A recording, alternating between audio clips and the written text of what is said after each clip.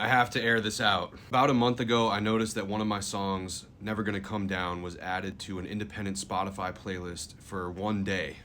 It got 10,000 streams that day, and then it was taken off the playlist. I thought it was weird, but I really didn't think that much of it.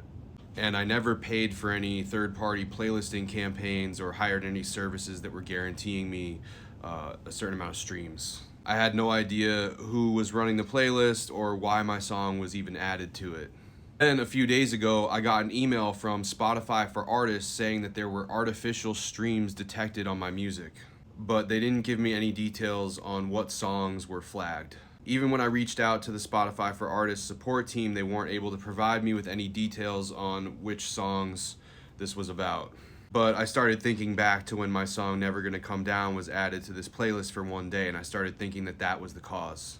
A few days later, I was logging into my Distrokid account, and Distrokid is the distribution that I use to get my music onto Spotify, Apple, and everywhere else. When I went to log in, I got a pop-up that redirected me to a page that said that 98% of the streams from the Never Gonna Come Down song were artificial.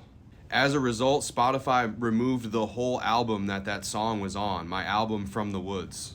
The album is still up on other platforms, but it's not on Spotify anymore.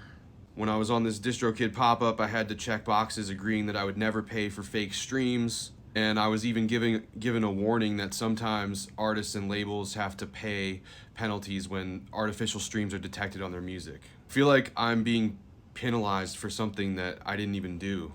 And it's pretty concerning as an artist that anyone could add any artist's song to a Spotify playlist that has bots and artificial streams on it, and as a result, their music could be removed from the platform. I get that Spotify is trying to crack down on fraudulent activity and artificial streams, but what if it's not the artist's fault? And what if somebody just wants to mess with an artist's music and get it taken down from streaming platforms? Not to be too conspiracy theory, but what if major labels are doing this so that there's less independent artists with music on streaming platforms? That seems far-fetched, but it does make me wonder. And I'm curious if you're a music artist or you know somebody, if this has happened to you or somebody that you know. It looks like I can re-upload the album to make sure that it gets back onto Spotify, but this issue raises so many concerns. I hope me sharing this helps other artists, and if you're not an artist, this is a look into what independent artists like myself deal with in this era of streaming and now artificial intelligence or whatever's going on here. Finally, please stream my music wherever you listen, because as a real person, you make an actual difference.